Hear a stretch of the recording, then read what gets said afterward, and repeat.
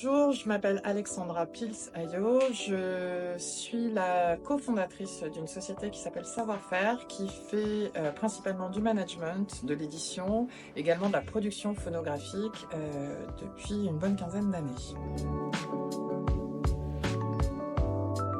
Ça faisait un moment qu'avec Daniel Findiquian, nous échangions sur ce métier.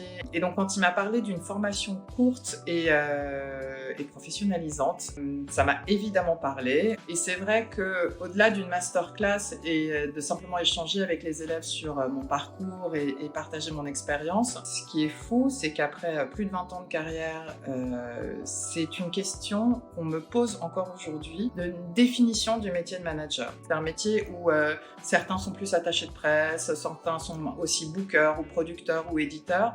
Et en fait, le corps même de ce qu'est le métier de manager au sens d'aujourd'hui, dans un métier ou dans une industrie qui évolue énormément, où le transfert des responsabilités est incroyable vers les managers, ça me semblait important d'intervenir et de structurer en tout cas cette parole.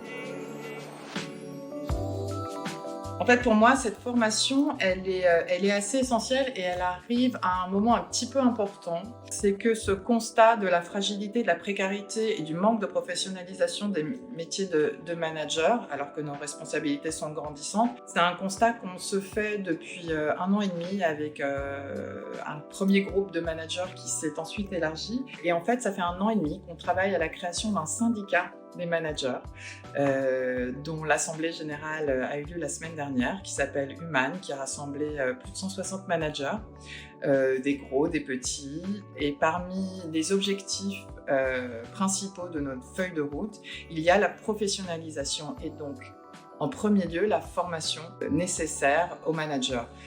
Cette formation, pour moi, elle intervient autant pour des jeunes qui vont souhaiter se lancer, que des gens qui, par accident, par rencontre, par opportunité, se retrouvent dans cette situation et à qui il manque un véritable background d'information, qu'elle soit juridique, qu'elle soit de compréhension des métiers de l'édition ou du tour, et de les amener à devenir meilleurs pour défendre mieux les intérêts de leurs artistes.